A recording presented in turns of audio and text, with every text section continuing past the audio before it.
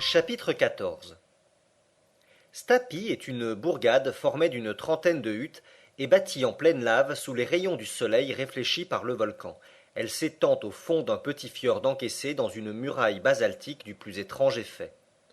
On sait que le basalte est une roche brune d'origine volcanique. Elle affecte des formes régulières qui surprennent par leur disposition. Ici, la nature procède géométriquement et travaille à la manière humaine, comme si elle eût manié l'équerre, le compas et le fil à plomb. Si partout ailleurs elle fait de l'art avec ses grandes masses jetées sans ordre, ses cônes à peine ébauchés, ses pyramides imparfaites, avec la bizarre succession de ses lignes, ici, voulant donner l'exemple de la régularité et précédant les architectes des premiers âges, elle a créé un ordre sévère, que ni les splendeurs de Babylone ni les merveilles de la Grèce n'ont jamais dépassé. J'avais bien entendu parler de la chaussée des Géants en Irlande, et de la grotte de Fingal dans l'une des Hébrides, mais le spectacle d'une substruction basaltique ne s'était pas encore offert à mes regards. Or, à Stapi, ce phénomène apparaissait dans toute sa beauté. La muraille du fjord, comme toute la côte de la presqu'île, se composait d'une suite de colonnes verticales hautes de 30 pieds. Ces fûts droits, et d'une proportion pure, supportaient une archivolte faite de colonnes horizontales dont le surplombement formait demi-voûte au-dessus de la mer. À de certains intervalles, et sous cet impluvium naturel, l'œil surprenait des ouvertures ogivales d'un dessin admirable, à travers lesquelles les flots du large venaient se précipiter en écumant. Quelques tronçons de basalte, arrachés par les fureurs de l'océan, s'allongeaient sur le sol comme les débris d'un temple antique, ruines éternellement jeunes sur lesquelles passaient les siècles sans les entamer. Telle était la dernière étape de notre voyage terrestre.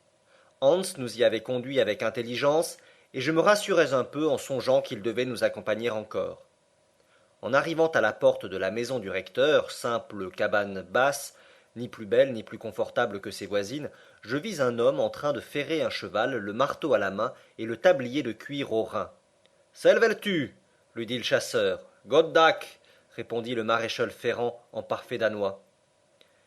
Kirkoerd fit Hans en se retournant vers mon oncle. Le recteur, répéta ce dernier. Il paraît, Axel, que ce brave homme est le recteur. Pendant ce temps, le guide mettait le Kirkoherd au courant de la situation. Celui-ci, suspendant son travail, poussa une sorte de cri en usage sans doute entre chevaux et maquignons, et aussitôt une grosse mégère sortit de la cabane. Si elle ne mesurait pas 6 pieds de haut, il ne s'en fallait guère. Je craignais qu'elle ne vînt offrir aux voyageurs le baiser islandais, mais il n'en fut rien, et même elle mit assez peu de bonne grâce à nous introduire dans sa maison. La chambre des étrangers me parut être la plus mauvaise du presbytère, étroite, sale, infecte. Il fallut s'en contenter. Le recteur ne semblait pas pratiquer l'hospitalité antique, loin de là. Avant la fin du jour, je vis que nous avions affaire à un forgeron, à un pêcheur, à un chasseur, à un charpentier, et pas du tout à un ministre du Seigneur. Nous étions en semaine, il est vrai. Peut-être se rattrapait-il le dimanche. Je ne veux pas dire du mal de ces pauvres prêtres, qui après tout sont fort misérables. Ils reçoivent du gouvernement danois un traitement ridicule et perçoivent le quart de la dîme de leur paroisse, ce qui ne fait pas une somme de 60 marques courants. De la nécessité de travailler pour vivre, mais à pêcher, à chasser, à ferrer des chevaux, on finit par prendre les manières, le ton et les mœurs des chasseurs, des pêcheurs et autres gens un peu rudes. Le soir même, je m'aperçus que notre hôte ne comptait pas la sobriété au nombre de ses vertus. Mon oncle comprit vite à quel genre d'homme il avait affaire. Au lieu d'un brave et digne savant, il trouvait un paysan lourd et grossier. Il résolut donc de commencer au plus tôt sa grande expédition et de quitter cette cure peu hospitalière. Il ne regardait pas à ses fatigues et résolut d'aller passer quelques jours dans la montagne. Les préparatifs de départ furent donc faits dès le lendemain de notre arrivée à Stapi. Hans loua les services de 3 Islandais pour remplacer les chevaux dans le transport des bagages, mais une fois arrivés au fond du cratère, ces indigènes devaient rebrousser chemin et nous abandonner à nous-mêmes. Ce point fut parfaitement arrêté. À cette occasion, mon oncle dut apprendre au chasseur que son intention était de poursuivre la reconnaissance du volcan jusqu'à ses dernières limites. Hans se contenta d'incliner la tête, aller là ou ailleurs, s'enfoncer dans les entrailles de son île ou la parcourir, il n'y voyait aucune différence. Quant à moi, Distrait jusqu'alors par les incidents du voyage, j'avais un peu oublié l'avenir, mais maintenant je sentais l'émotion me reprendre de plus belle. Qu'y faire? Si j'avais pu tenter de résister au professeur Lindenbrock, c'était à Hambourg, et non au pied du Sneffels. Une idée, entre toutes, me tracassait fort, idée effrayante et faite pour ébranler des nerfs moins sensibles que les miens. Voyons, me disais-je, nous allons gravir le Sneffels. Bien. Nous allons visiter son cratère. Bon. D'autres l'ont fait, qui n'en sont pas morts. Mais ce n'est pas tout. S'il se présente un chemin pour descendre dans les entrailles du sol, si ce malencontreux Saknussemm a dit vrai, nous allons nous perdre au milieu des galeries souterraines du volcan.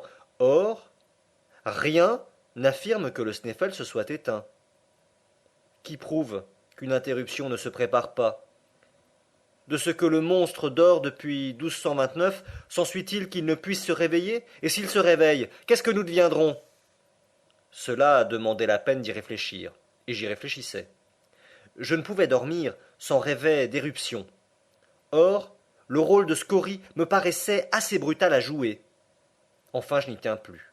Je résolus de soumettre le cas à mon oncle le plus adroitement possible, et sous forme d'une hypothèse parfaitement irréalisable. J'allais le trouver, je lui fis part de mes craintes, et je me reculai pour le laisser éclater à son aise. J'y pensais, répondit-il simplement.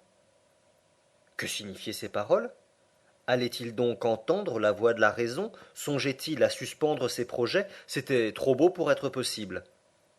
Après quelques instants de silence, pendant lesquels je n'osais l'interroger, il reprit en disant J'y pensais. Depuis notre arrivée à Stapi, je me suis préoccupé de la grave question que tu viens de me soumettre, car il ne faut pas agir en imprudent. Ah non, répondis-je avec force. Il y a 600 ans que le Sneffels est muet. Mais il peut parler. Or, les éruptions sont toujours précédées de phénomènes parfaitement connus. J'ai donc interrogé les habitants du pays, j'ai étudié le sol, et je puis te le dire, Axel, il n'y aura pas d'éruption. À cette affirmation, je restai stupéfait, et je ne pus répliquer. Tu doutes de mes paroles, dit mon oncle. Eh bien, suis-moi. J'obéis machinalement. En sortant du presbytère, le professeur prit un chemin direct qui, par une ouverture de la muraille basaltique, s'éloignait de la mer.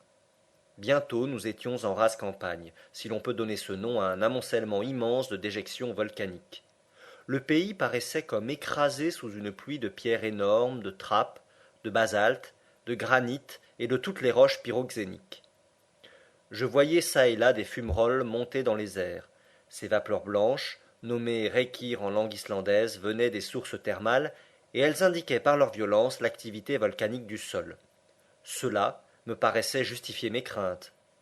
Aussi je tombai de mon haut, quand mon oncle me dit Tu vois toutes ces fumées, Axel? Eh bien, elles prouvent que nous n'avons rien à redouter des fureurs du volcan. Par exemple, m'écriai-je. Retiens bien ceci, reprit le professeur. Aux approches d'une éruption, ces fumerolles redoublent d'activité pour disparaître complètement pendant la durée du phénomène, car les fluides élastiques n'ayant plus la tension nécessaire, prennent le chemin des cratères au lieu de s'échapper à travers les fissures du globe. Si donc ces vapeurs se maintiennent dans leur état habituel, si leur énergie ne s'accroît pas, si tu ajoutes à cette observation que le vent, la pluie ne sont pas remplacés par un air lourd et calme, tu peux affirmer qu'il n'y aura pas d'éruption prochaine. Mais assez. Quand la science a prononcé, il n'y a plus qu'à se taire. Je revins à la cure, l'oreille basse. Mon oncle m'avait battu avec des arguments scientifiques. Cependant j'avais encore un espoir, c'est qu'une fois arrivé au fond du cratère, il serait impossible, faute de galeries, de descendre plus profondément, et cela en dépit de tous les Saknussemm du monde. Je passai la nuit suivante en plein cauchemar, au milieu d'un volcan et des profondeurs de la terre. Je me sentis lancé dans les espaces planétaires sous la forme de roches éruptives. Le lendemain, 23 juin, Hans nous attendait avec ses compagnons chargés des vivres, des outils et des instruments. 2 bâtons ferrés, 2 fusils, 2 cartouchières étaient réservés à mon oncle et à moi. Hans, en homme de précaution, avait ajouté à nos bagages une outre pleine qui, jointe à nos gourdes, nous assurait de l'eau pour 8 jours. Il était 9 heures du matin, le recteur et sa haute mégère attendaient devant leur porte. Ils voulaient sans doute nous adresser l'adieu suprême de l'hôte aux voyageurs, mais cet adieu prit la forme inattendue d'une note formidable, où l'on comptait jusqu'à l'air de la maison pastorale, air infect, j'ose le dire. Ce digne couple nous rançonnait comme un aubergiste suisse et portait à un beau prix son hospitalité surfaite. Mon oncle paya sans marchander. Un homme qui partait pour le centre de la terre ne regardait pas à quelques rixdales. Ce point réglé, Hans donna le signal du départ, et quelques instants après, nous avions quitté Stapi.